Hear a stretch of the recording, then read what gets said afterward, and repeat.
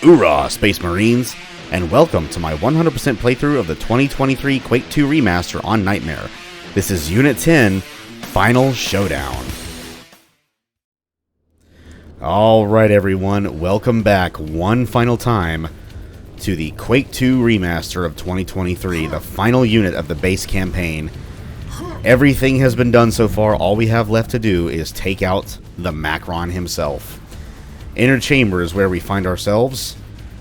Our primary objective is to locate and destroy the Strogg leader, also known as the Makron. And the secondary objective is to pursue the Makron to the Inner Chamber. We have 8 kills and no secrets. Well, looks like it's all up to us now.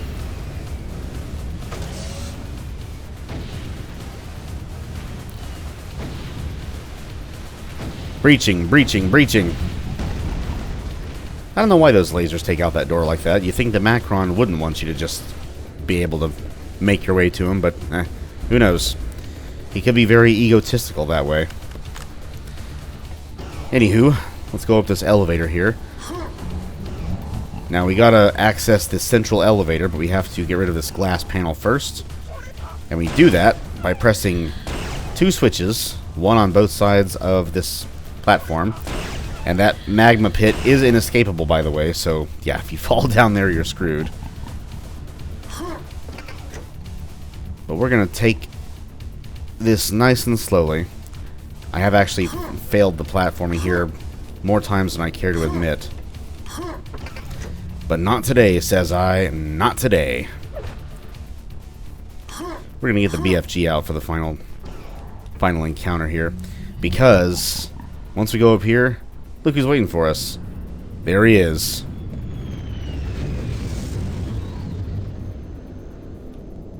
Now, in the non-remaster, the Makron, upon teleporting away, says, either says, "Follow me, human," or "Come to me, human." Well, come to him we shall do. Now, when you deactivate those lasers, watch out. You're going to spawn in some mosquitoes. But nothing that a good old-fashioned BFG blast can't handle. And then once you deactivate those lasers, we can now access these switches here to access the final showdown. And yeah, this is a new gift, by the way. The non-remaster didn't do this. I'm going to waste this quad damage and get the gift because I can.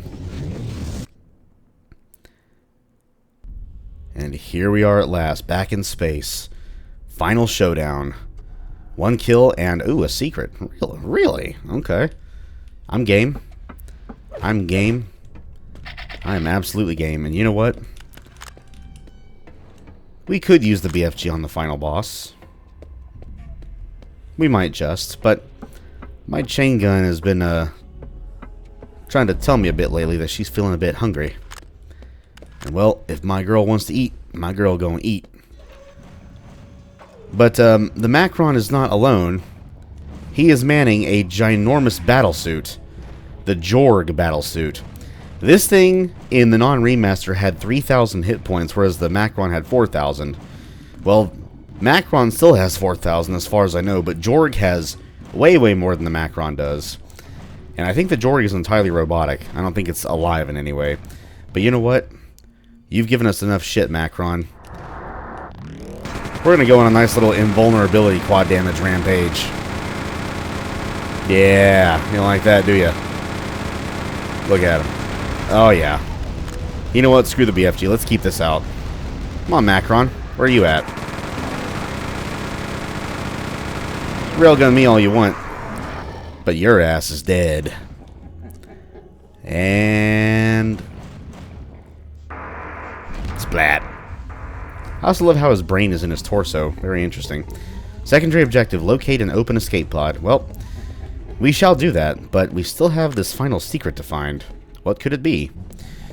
Well, you remember that very strange, unorthodox message we got back in the research lab Easter egg from Unit 8? I believe it was A.H.D.S.S.I.B.H. bjjc. Well, that message stands for a hall displays secret snapshots in boss's house. Brandon James and John Carmack. And this appears to be it right here. Now, this wall does not get cracked until the Makron has been killed, I believe. But the Makron is dead. He is twitching. Probably just muscle memory at this point.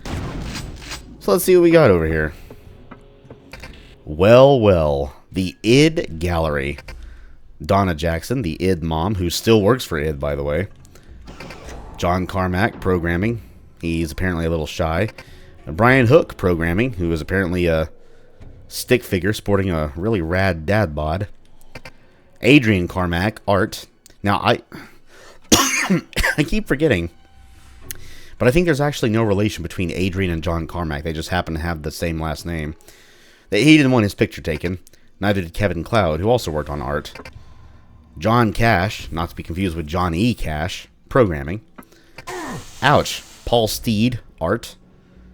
What are you holding there, Mr. Steed? Is that a harpoon? I've always wondered what that is. Whoa. Nice hair, Mr. Todd Hollinshead, biz. Ooh. Christian Ant Cow design. Or is that Ant Co? Barrett Alexander, biz. Whoa. American McGee design. And, well, he just got the hell up out of here, didn't he? Brandon James, also design. Yep. One of the two messengers of this here hidden secret. Janelle Jacques, I believe that's how it's pronounced, design. Formerly known as Paul Jacques. And lastly but not leastly, Mr. Tim Willits himself, design. I think he was actually lead designer. At least he was for Doom 4, which came out 7 years after this game did. But if you investigate all of the props here, that explodes this here floor panel. Well, what else could be waiting for us here? Oh.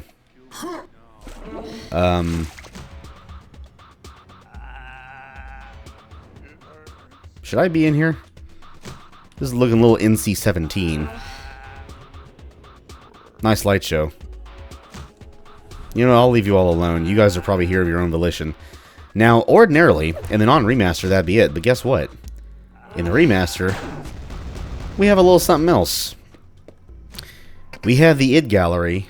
Something feels off here as if it came from a different time. We have the I.D.S.S.I.B.H Gallery. Now for the Nightdive Gallery. Oh, yes.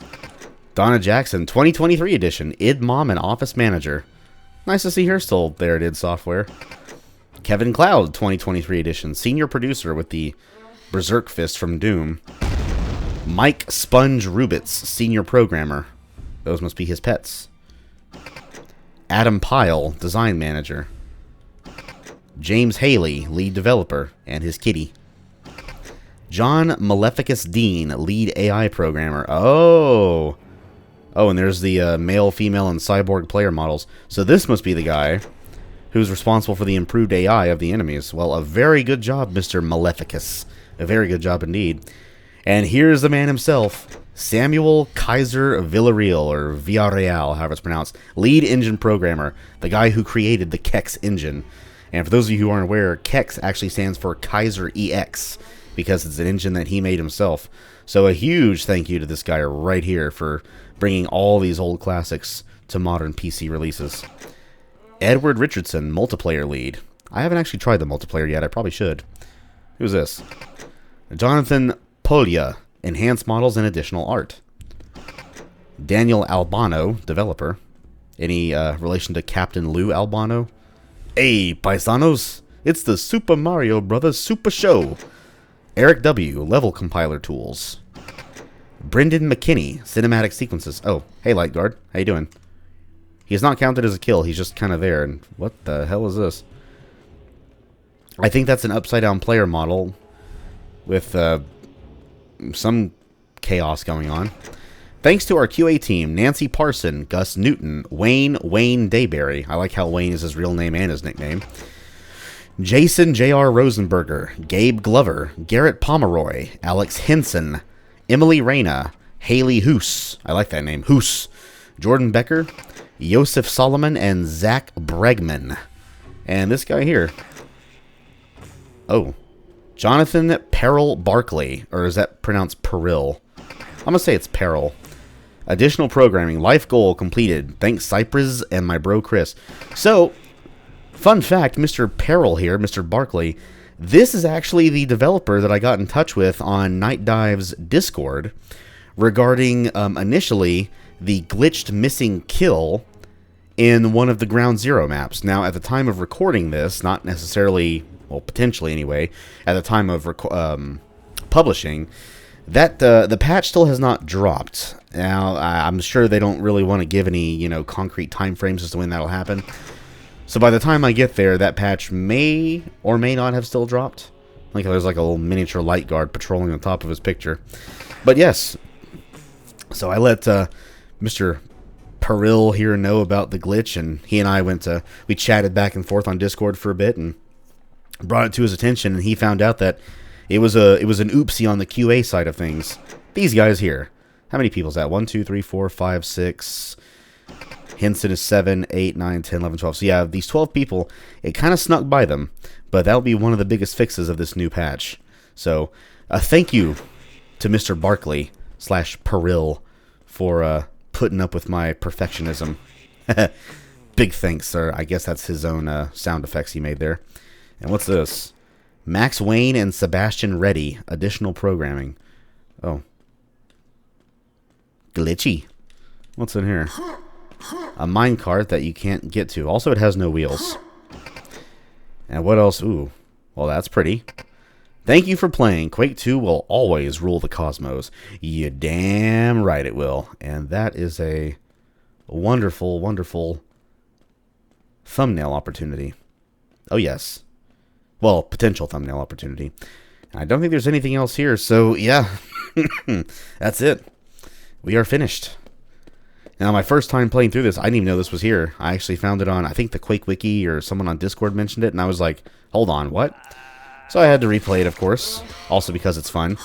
And that's when I found that. And in retrospect, I cannot believe I did not see that impact switch my first time around, because I always stand on this little hidden throne here and face this direction. How that evaded my gaze, I have no idea. But it did, so, hey, shit happens. Anyway, let's get out of this place. This place is probably about 200% toast, so let's not turn into toast along with it, shall we? Let us find an open escape pod. You can go either this side or the other, doesn't matter which. And just step into this here escape pod. And let's get the hell up out of here. Alright, clean sweep one last time. Well, let's see what fate befalls Mr. Bitterman. And God, these remastered cutscenes look so good. They're so smooth. Damn! There we go. Boom! Ooh, look at that shockwave. Glorious. Looks like we made it out just in time. And for about a second or so, the pod sounded like it had TIE Fighter engines.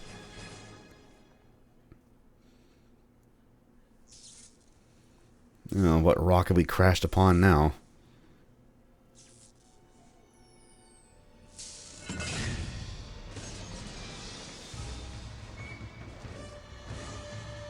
And there's Bitterman. Still alive. Still kicking. Defiant as ever. So, what exactly happens to Bitterman? A lot of people theorize that even though Quake 3 is technically non-canonical to the rest of the series, being a multiplayer-only game, they think that maybe Bitterman landed on one of the planets that Quake 3 takes place on, and now he's just, basically fragging until the end of time, I guess. But yeah, I think that's the main theory. I don't know what other theories there might be. It's never been officially confirmed what's happened to him, or even what's not happened to him, so we can just keep theorizing, I guess. But yes, that was Quake 2, everyone. The first of 5 total campaigns in this remaster. Man, oh man. Yeah, we have plenty left to go. That was just the base campaign. The longest one, at least in terms of like the sheer number of maps you play through, and the sheer number of units, because like I said, both of the original mission packs, The Reckoning, which does come next, and Ground Zero, both only have 5 units. Call of the Machine, the newest one, has 6. and then like a hub map, much like Dimension of the Machine from the Quake 1 remaster, which was also made by Machine Games, like I mentioned in the very first video of this series. And then Quake 2 doesn't have units at all. It's just 19 connected levels. So there's no backtracking in any of those levels. There actually was in the original N64 version of Quake 2 64, there was a bonus level that you could get the password to upon beating the final map. It was a multiplayer map that was roughly modeled after a single-player map, and the only goal was to get all the kills before time ran out. If time ran out, you, the player, would just be turned into gibs immediately. And if memory serves, I never actually beat it. I got close a few times. The reason it's so hard is because you start with just a blaster, and I forget the weapon. I think the rocket launcher is what you get to take care of everyone. And the only enemies you face are gladiators, and then there's a hornet at the very end. And I either would die to the hornet, or I would run out of time before being able to kill the hornet. And I don't think there was any secrets. It's just kill all the enemies. Huh. Pontus Wolin, nice name.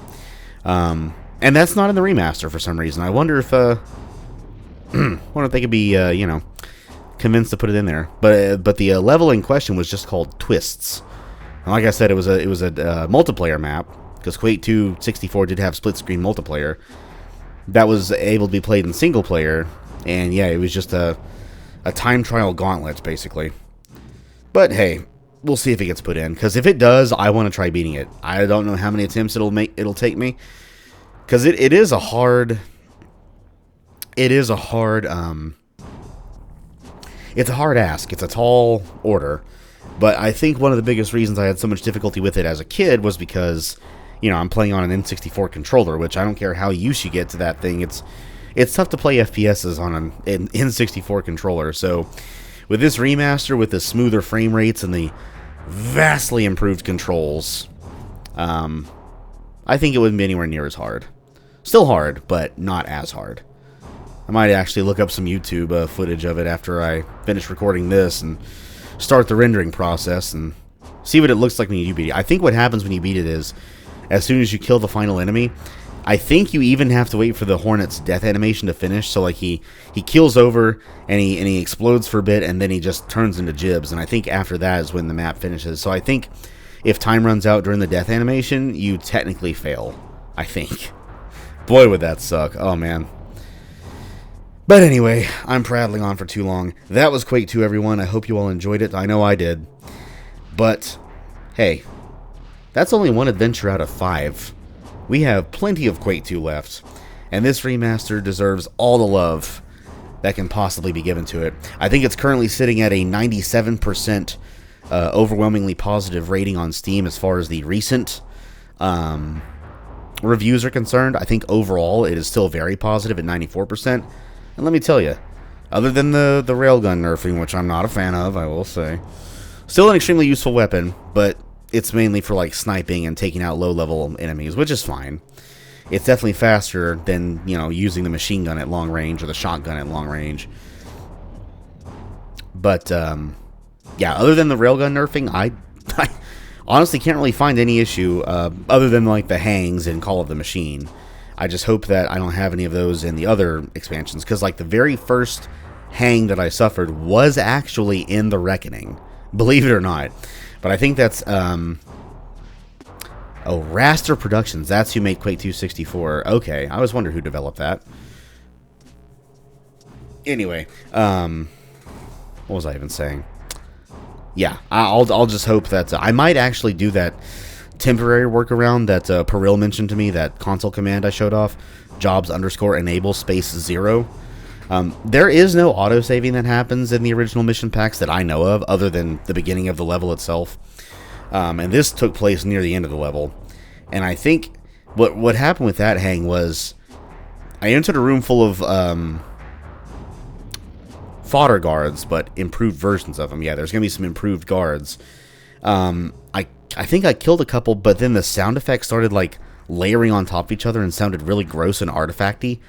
And then all of a sudden, it just hung. So I guess we'll see what happens there. And I guess if a hang does happen, I'll just start the map over. I really hope that doesn't happen, but we'll see. We'll see. But that's all I will say for now. I've said enough already. Quake 2 is over. Quake 2 The Reckoning is next. Then Ground Zero, which is actually fun to play now. I'll explain why it wasn't originally when we actually get to it.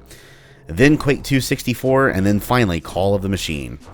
Which, my goodness, Call of the Machine is absolutely freaking amazing. In every sense of the word. I love it. Absolutely love it. But that's it for now, everyone. I am signing off for right now. Like I said, The Reckoning will start next. I am going to record the intro for this final video of the Quake 2 series. Excuse me again. And render this beast together. And then after that, I guess I'll start The Reckoning. And we'll just keep going from there. But for now, that's it for me. I am signing off for now. Hope you guys enjoyed what you saw. Hope you have an amazing rest of your day or night. And I will see you all next time for the start of Quake 2 The Reckoning. So, until that time comes, I will see you all then. Bye-bye.